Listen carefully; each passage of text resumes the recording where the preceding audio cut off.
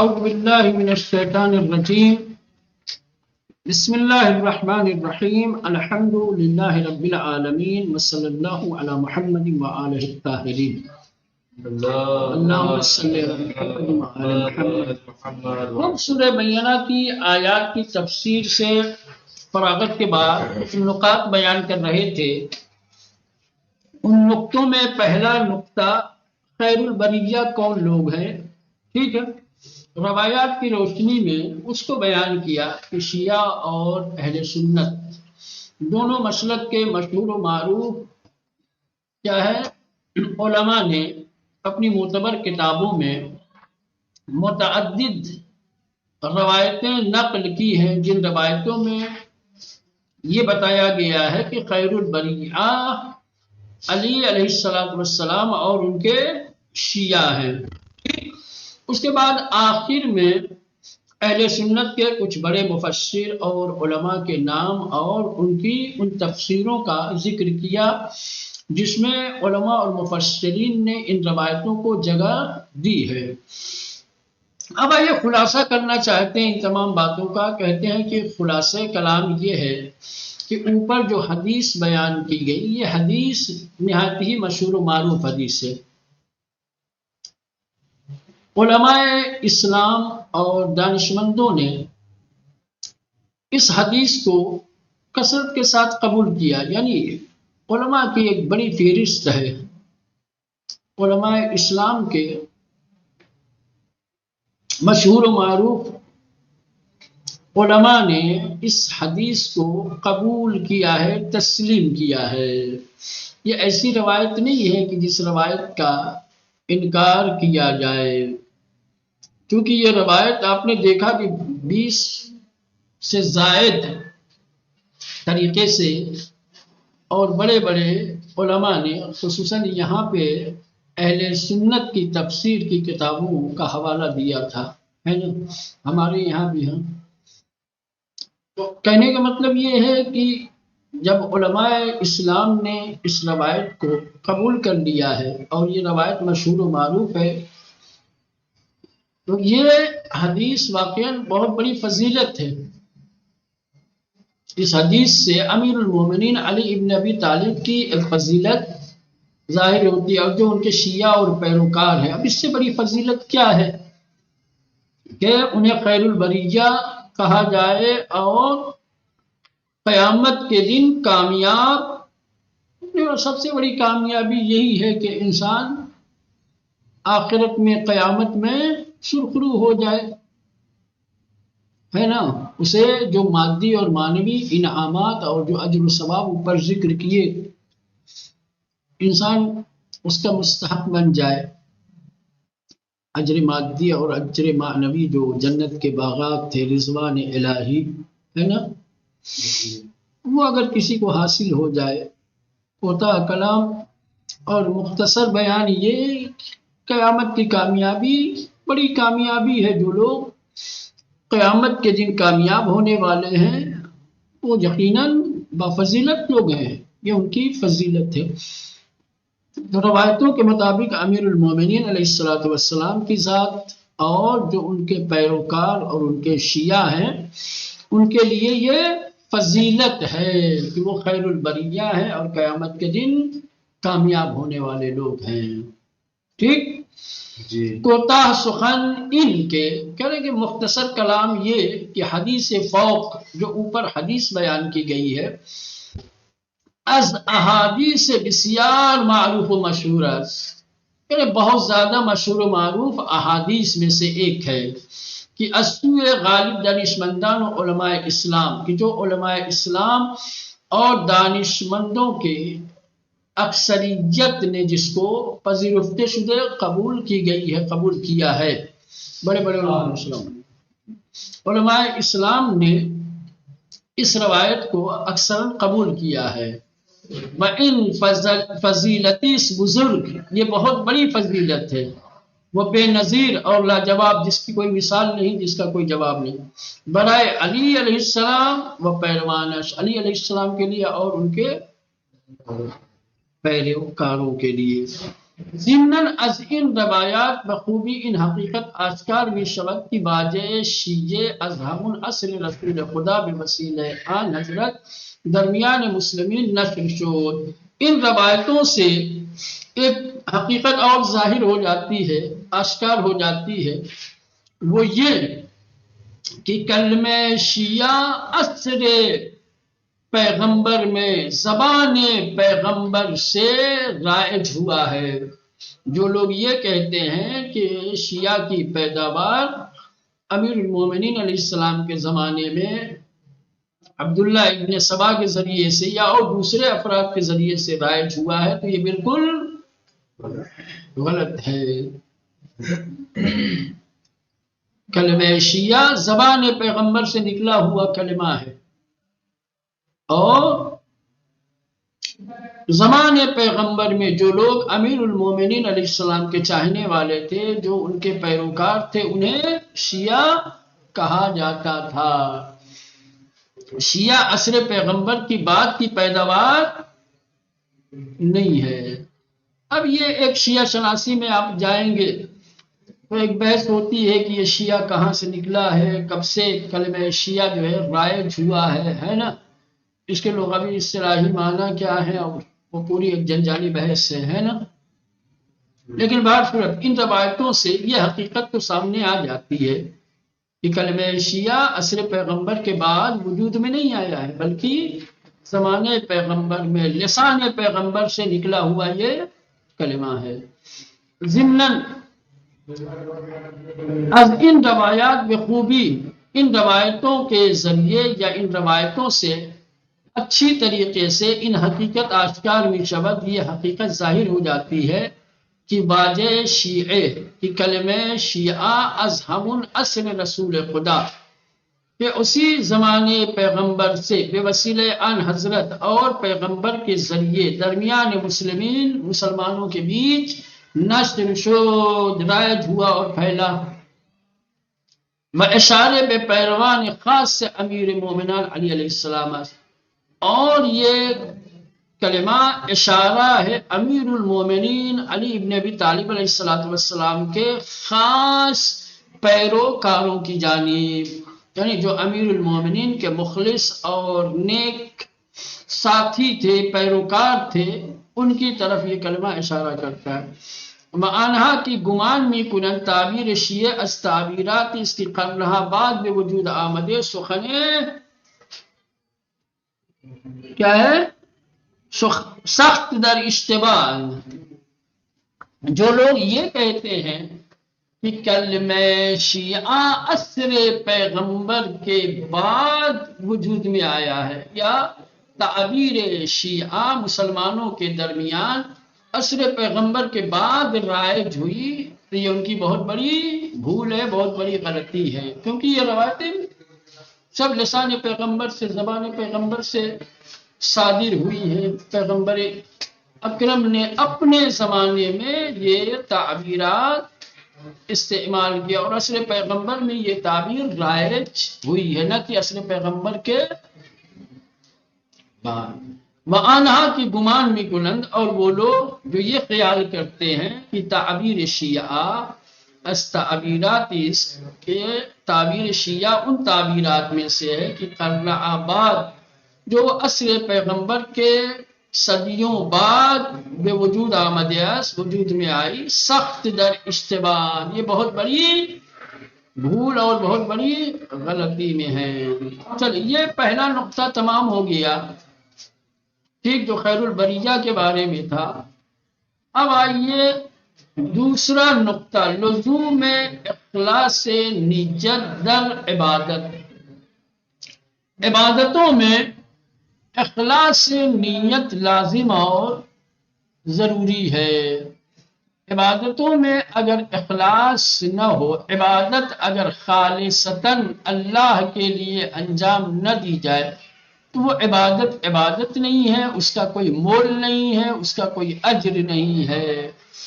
کہ بسا ایسی عبادت انسان کو مولانا شرک میں مبتلا کر دے، بجائے یہ کہ ثواب انسان کو ملے غضب الہی کا حقدار بن جائے. مثلا ریاکاری پیدا ہو جائے تو ریا کو شرک سے تعبیر کیا گیا ہے. پڑھ رہے ہیں نماز اور ریاکاری کر رہے ہیں کسی اور کو دکھانے کے لیے، کسی اور کو خوش کرنے کے لیے. ہے نا؟ جتنی بھی عبادتیں ہیں، عبادتوں کے لیے شرط اساسی اخلاص ہے. اخلاص کے بغیر کوئی بھی عمل خدا قبول نہیں کرتا. اسی لیے روایت میں بھی ملتا ہے کہ کل قیامت والے دن بہت سارے ایسے افراد ہوں گے جن کے نام اعمال میں بڑی نیکیاں ہوں گی، لیکن جب اللہ انہیں ان کی نیکیوں کا اجر و ثواب دے گا تو کہیں گے خدایا ہم نے تو اتنی نیکیاں کی اور یہ اجر و ثواب اتنا مختصر. کہیں گے ہمارے لیے جو تم نے انجام دیا تو وہ مختصر ہی تھا، اس کا ہم نے دے دیا. اب جس کا اجر و صلہ تمہیں ہم نے نہیں دیا وہ تم نے دوسروں کے لیے کیا تھا، جاؤ ان سے مانگو. تم نے عبادتیں جس کے لیے انجام دی ہیں، عبادتوں کا اجر و ثواب اس سے طلب کرو. ہمارے لیے جو عبادتیں کی تھی ہم نے اس کا دے دیا. تو چلے لزوم اخلاص سے نیت در عبادت. عبادت میں اخلاص سے نیت لازم ہے، ضروری ہے، شرط ہے. بعضی از علماء اصول فقہ بے آئے وما امروا الا لیعبدوا اللہ مخلصین لہ الدین برائے لزوم قصد قربت در عبادات و ان کی اصل در عوامر تعبدی بودل اصل توسلی استدلال کر دیا. کہہ رہے کہ بعض علماء علم اصول فقہ نے اس آیے کریمہ سے کہ وما امروا الا لیعبدوا اللہ مخلصین لہ الدین، اس سے قصد قربت کے لزوم کا عبادت میں کیا ہے مولانا قاعدہ اور اصل بیان کیا ہے. کہا ہے کہ عبادات میں قصد قربت لازم ہے. دلیل یہ آیے کریمہ اور یہ کہ اوامر میں ان کی اصل در عوامر میں بنیاد اور اصل اس کا تعبدی ہونا ہے نہ کہ توسلی ہونا. یہ بھی استدلال کیا ہے. ایک بحث آپ جب پڑھیں گے علم اصول تو علم اصول میں آپ کو یہ دو بحثیں ملیں گی مولانا کہ عبادتیں تعبدی ہیں یا توسلی. تو وہاں علماء علم اصول نے اس بات کو ثابت کیا ہے کہ جو اوامر ہیں، جو عبادتیں ہیں، وہ کیا ہیں؟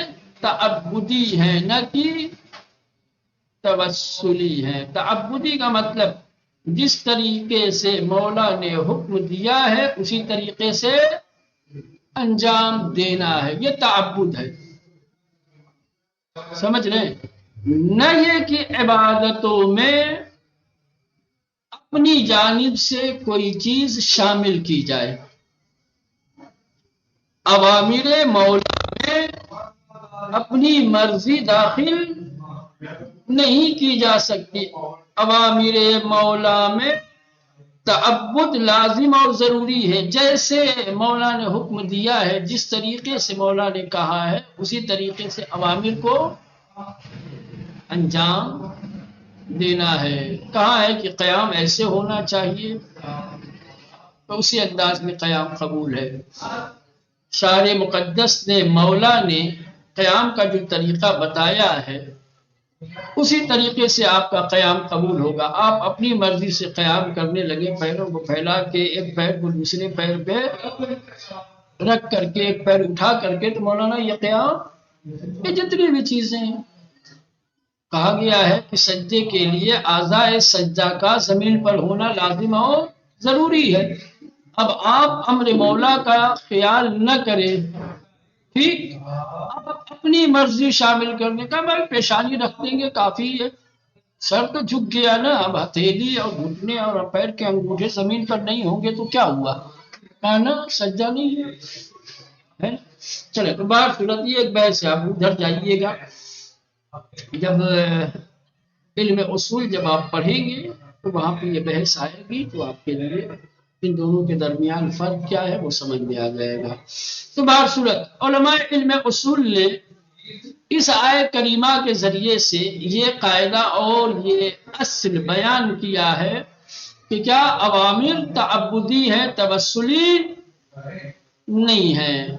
وَإِن منوط بِآنَس کی دین در انجا بمانی عبادت بودے باشد۔ البتہ چونکہ آیے کریمہ میں مخلصین لہ الدین کلمہ الدین آیا ہے نا، اگر آپ دین سے مراد عبادت لیں گے تب عبادت کا تعبدی ہونا ثابت ہوگا، وإلا اگر دین سے مراد یہاں پر وہی مذہب، شریعت یا دین بمعنی جزا لیں گے تو عبادتوں کا تعبدی ہونا اس آیت کریمہ سے ثابت مولانا نہیں ہوگا۔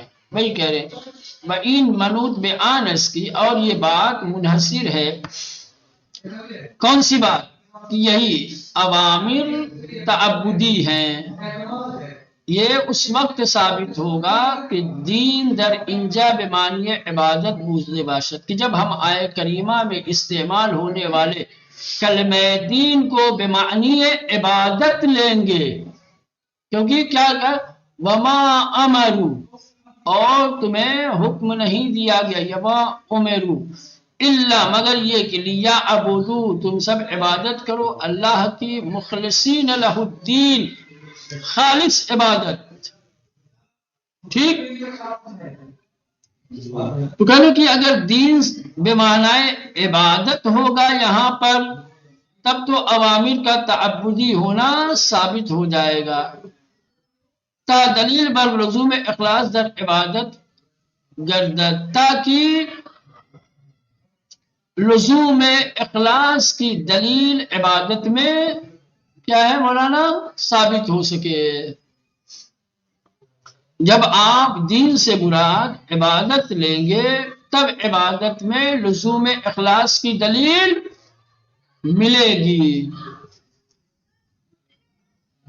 وَأَمْرَ را در ان آئے بطور مطلق قرار دیم، اور جو کلمہ امر آیا ہے آئے کریمہ میں اس کو بطور مطلق بمعنی امر لے، امر کسی بھی طریقے کا ہو مولانا، اگر امر کو بطور مطلق لے تا مفہومش لزوم قصد قربت در ہمیں اوامر باشد، تاکہ اس کا مفہوم قصد قربت کا لزوم تمام اوامر میں ہو، وإلا اگر امر خاص مراد لے لیں گے تو مولانا اسی امر خاص میں قصد قربت یا لزوم اخلاص ثابت ہوگا نہ کہ تمام اوامر میں، لہذا یہاں اوامر کو بمعنی مطلق لینا ہے نہ کہ بمعنی خاص۔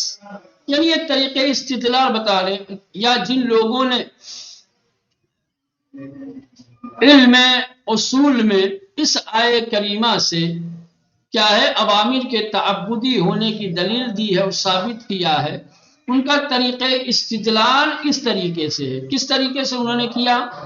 کہا کہ اس آیے کریمہ سے اوامر کے تعبدی ہونا اس وقت ثابت ہوگا جب آپ دین کو بمعنی عبادت لیں اور اوامر کو بمعنی عام اور مطلق، تب تمام عبادتوں میں اور تمام اوامر میں کیا ہو جائے گا مولانا؟ لزوم اخلاص ضروری ہوگا، مگر مواردی کی بدلیل خارج شدے، مگر یہ کہ کہیں پہ کوئی استثنائی دلیل موجود ہو تو ظاہر سی بات ہے یہ تو استثناءات تمام چیزوں میں ہوتے ہیں، ہے نا؟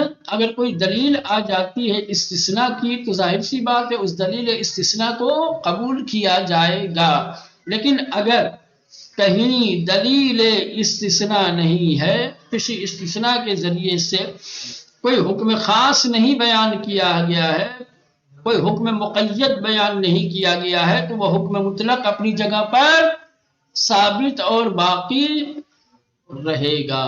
بس در حالی کہ مفہوم آئے ظاہراً ہیچ یک از اینہا نیست، مولانا اب یہ مفسر علماء علم اصول کے اس طریقے استدلال کو رد کر رہے ہیں، خارج کر رہے ہیں کہ علماء علم اصول نے اس آیے کریمہ کے ذریعے سے کیا ہے اوامر کے تعبدی ہونے کی جو دلیل دی ہے، اور جو دلیل کا طریقہ آپ نے دیکھا، استدلال کا طریقہ دیکھا کہ دین سے مراد جو ہے عبادت ہے اور اوامر سے مراد مطلق اوامر ہے، کہ یہ تمام باتیں مولانا ان آیتوں کے مفہوم سے خارج ہیں۔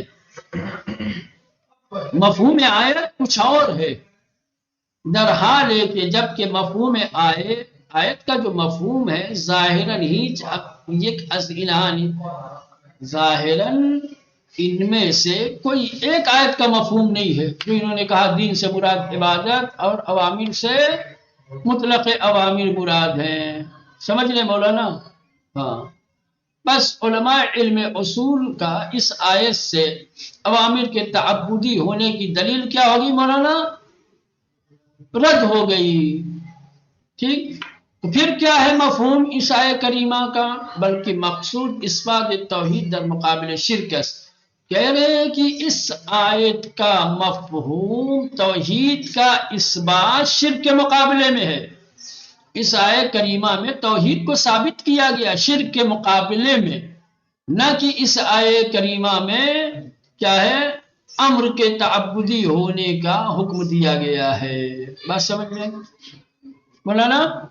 بات تھوڑی مشکل لگ رہی ہے، سمجھ میں آ رہی ہے کہ نہیں آ رہی ہے؟ ہاں نہیں آ رہی ہے؟ ہاں نہیں آ رہی ہے؟ عجیب آدمی ہو یار، بات نہیں سمجھ میں آ رہی۔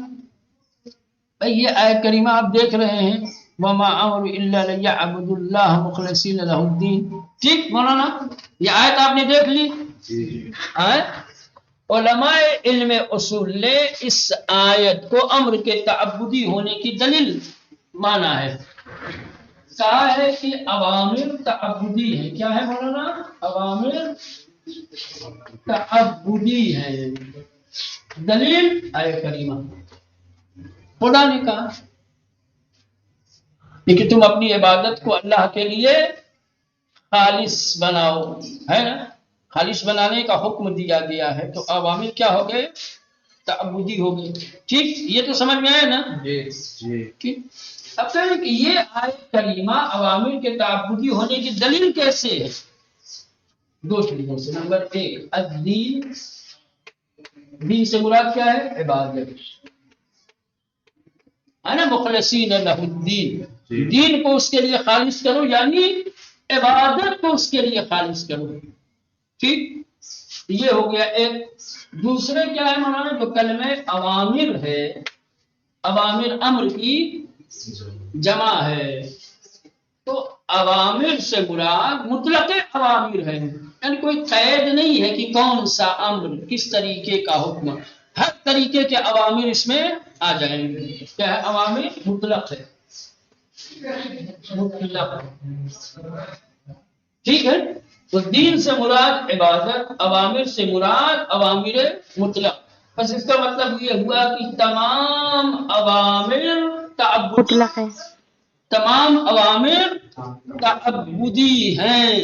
ثابت ہوا کہ نہیں؟ ابھی نہیں سمجھ میں آئی؟ سمجھ میں آ گئی؟ ہاں، مفسر کہہ رہے ہیں کہ یہ جتنی باتیں کی گئی ہیں یہ ساری باتیں مفہوم آیت کے خلاف ہے۔ اصلاً یہ مفہوم ہے ہی نہیں ہے کہ جو اوامر کے تعبدی ہونے کی دلیل دے رہے ہیں، کہنے کہ یہ آیت اصلاً اوامر کے تعبدی ہونے کو بیان نہیں کر رہی ہے۔ اس آیت کا مفہوم یہ نہیں ہے کہ اوامر تعبدی ہے، بلکہ اس آیت کا مفہوم اس بات توحید ہے۔ توحید کو ثابت کرنے کے لیے یہاں یہ آیت نازل ہوئی ہے۔ شرک کے مقابلے میں، شرک کے مقابلے میں توحید، تو یہ اختلاف ہو گیا۔ پس مفسر کا علماء علم اصول کے ساتھ اختلاف ہے۔ جس آیت کو علماء علم اصول اوامر کے تعبدی ہونے کی دلیل مانتے ہیں، مفسر اسی آیہ کریمہ کو توحید کی دلیل شرک کے مقابلے میں مانتے ہیں۔ یہ کتنا فرق ہے زمین آسمان، واضح ہوا کہ نہیں مولانا؟ ہاں؟ یعنی علماء دو گروہ میں تقسیم ہو گئے ہیں، ایک وہ جو علماء علم اصول ہیں اور ایک یہ مفسر جن کی تفسیر آپ پڑھ رہے ہیں۔ علماء علم اصول کی اس آیت کو لے کر رائے کچھ اور ہے، اور مفسر تفسیر نمونہ کی رائے اور ہے۔ علماء علم اصول آیہ کریمہ کو اوامر کے تعبدی ہونے کی دلیل مانتے ہیں، اور مفسر آیہ کریمہ کو شرک کے مقابلے میں توحید کی دلیل مانتے ہیں۔ ابھی نہیں واضح ہوا؟ اب اس سے آسان کر ٹھیک؟